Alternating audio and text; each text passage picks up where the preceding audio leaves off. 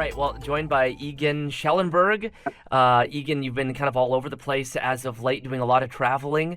Most recently, I understand you were up in Pakistan. So tell me a little bit about your travels and what took you to Pakistan. Yeah, I was in Pakistan for about 3 weeks. It was supposed to be a month, but it got cut short. I came over from India through the Wagah border, is the one border crossing you're allowed crossing by land, into Pakistan. And I kind of went there. I'd heard really good things about the nature, the mountains, but also about the people, the hospitality, and it was all true. It was all really good. Other than obviously at the end, the threats of violence and stuff was what kind of ended that shortly. But yeah. Talk a little bit more before we get to that, because obviously that's the direction we're going with this.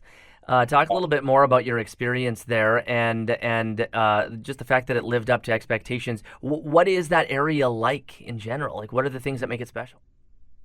So I started going across the border from India into Lahore, which is in the Punjab province. So it's very similar to India. The Punjabs are obviously they got their border was split down the middle by the partition in the 40s. And so those two cities that are right across the border from each other, Amritsar in India and Lahore in Pakistan, are very similar um, in that sense. And then I traveled up north to Islamabad, the capital, which is another just a big city. It's very modern compared to what I was used to traveling through India. And then the goal was to go up north. So I got into Gilgit-Baltistan, which is a region in the north, kind of the central north, a little bit to the north east, and the Hunza region. And that's kind of where I was hoping to go because of the mountains. The Karakoram Highway runs through there up into China. So I hitchhiked along that highway and spent time just with locals, with other people traveling, spending time in the mountains, doing some trekking. And people are honestly like so friendly, so hospitable. It was hard to like I would hitchhike, and it was hard to go about half an hour to an hour without being brought into someone's home, offered tea, biscuits, whatever. And then they would give you directions for where they wanted. They'd often grab your WhatsApp. So I've got like a bunch of local Pakistani people texting my WhatsApp all the time, just asking me where I am, how's it going, and it always ended with, if you need anything in Pakistan, let me know. Hmm. Um, and I think, as far as I'm aware, and from what I talk to people, the Hunza region is one of the most highly educated in Pakistan, so the highest literacy rates. And nearly everyone I spoke to had really, really good English, and it was very easy to communicate, and they were really good. And then after that, I went across to Chitral, which is in the northeast, northwest. And that region, I spent some time there in the Kalash Valley, which is a very unique culture. It's non-Muslim, so it's completely different religion, different culture in these three valleys in the Chitral region, closer to the Afghan border. And yeah, it was really good there. Very quiet, peaceful, beautiful mountains everywhere. And yeah, just definitely lived up to expectations and exceeded them for sure. Yeah. So unfortunately, we've been, seeing in international news, hearing the tensions between India and Pakistan, which have existed as long as those two have been countries, but really heating up over the last couple of days with some rocket fire, etc. What was your experience and what you've been seeing kind of in that region? Because you are kind of in that kind of general area. Yeah. So I think the attack specifically happened in Kashmir, and that's kind of the disputed area. I was told that foreigners aren't allowed there.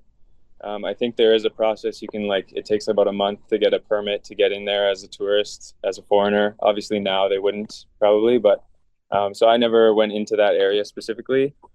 Um, but around there, like there was really no tension at all. I didn't notice anything until yeah, a few days ago. I guess it would have been Tuesday or Wednesday. I was actually in the Kalash region without any cell service. My SIM card wasn't working, so I was completely cut off. Although there was one other foreigner there that had cell service, so he was checking the news. And we woke up one morning to the news of the attacks, and I think it brought on a lot of panic because we heard right away that the airspace had been closed. I had my flight booked for next week, Wednesday, so the 14th, um, and I wasn't sure if I would be able to get out when I wanted to or when I had planned to. Um, so there was a lot of panic, but then I think pretty quickly the airspace started to open up again from certain places, and flights started not getting canceled as much. Um, and the really cool thing about traveling Pakistan that there's a WhatsApp group called Backpackers Pakistan or something like that. And essentially, it's like all these hostel and hotel owners that host foreigners throughout the country on this WhatsApp group, and then they add every foreigner that comes through to this group. So you're getting like live information from all over the country from other people traveling, and there's not very many of like people that are just traveling around Pakistan in general. So it works really well, and we were getting updates on people. Oh, my flight was canceled, or my flight wasn't canceled, and it started to like ease up a little bit in that sense. But yeah, it was still just a little bit scary of like how it could escalate. Am I going to be able to leave the country? Am I stuck here? Things like that. So Yeah, yeah, absolutely. And like you said, those were very kind of localized strikes. But the tension between India and Pakistan is always a little bit of a scary one, simply because they are both fairly powerful militaries, etc. So, what's your kind of feeling? I know you were able to, make your way out of Pakistan a little bit early, but just talk a little bit about the feelings that you had, kind of in that moment, trying to figure things out, and the uncertainty.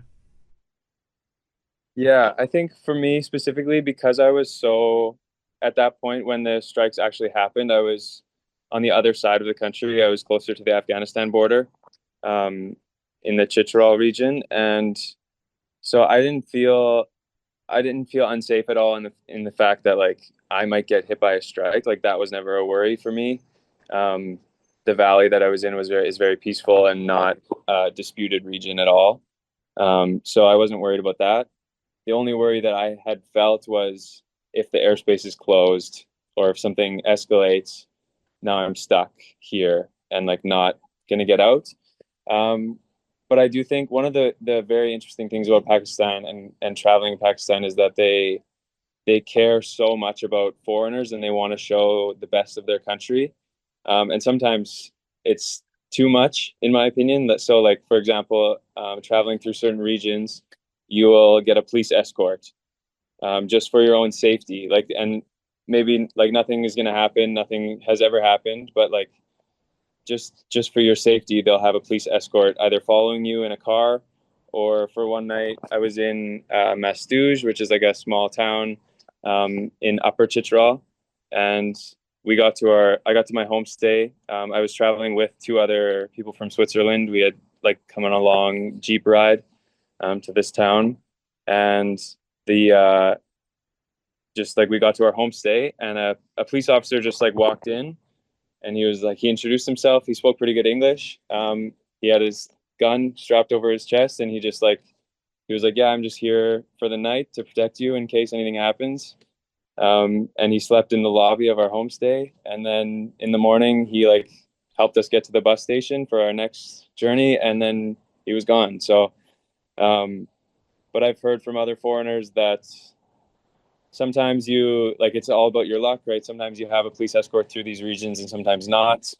Um, so it's not very consistent in that way, but yeah, but it's all as it's like it seems scary at first, but it's always about like they care so much about protecting the people that are coming to visit their beautiful country. So That's tell me a little bit about how you were able to kind of make your way out of there just a little bit early, just to make sure that you were able to do so.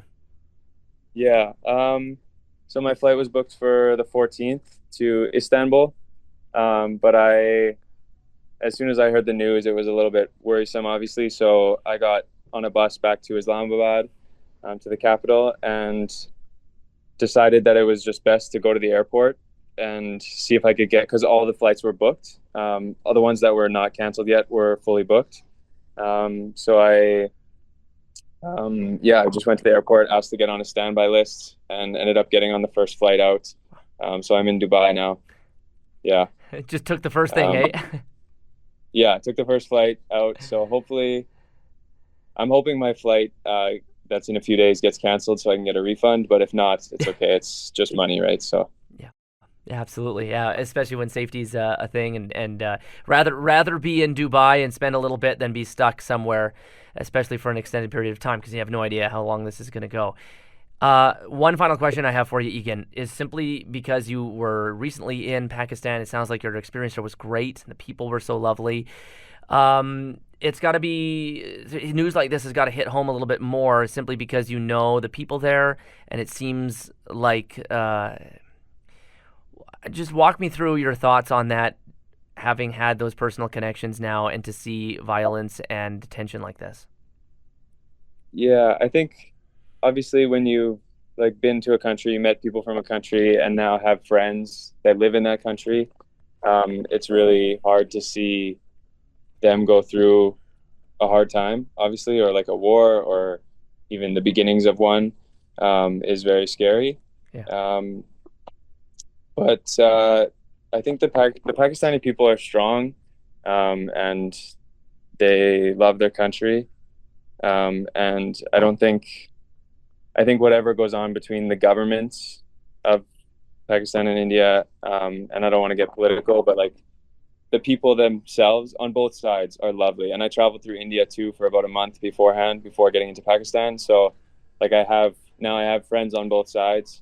And for the most part, everyone is just really lovely and nice people, and they recognize, and like if we talk to them, it doesn't come up much, but because I don't like to bring up politics, Yeah. obviously, but like it's the people understand that it's governments fighting, and we're all human, right? So Yeah. yeah, I think that's just a good reminder that like whatever the governments are doing, there's amazing people on both sides, Yeah. and in both countries. So Yeah, for sure. All right. Well, thank you so yeah, much for chatting, Egan, and happy to hear that you are, safe and in a good place there. And we wish you best as you continue your travels, because I understand you got a few more stops before you make your way back to Manitoba. yeah, yeah, yeah. All right. Thank you very much.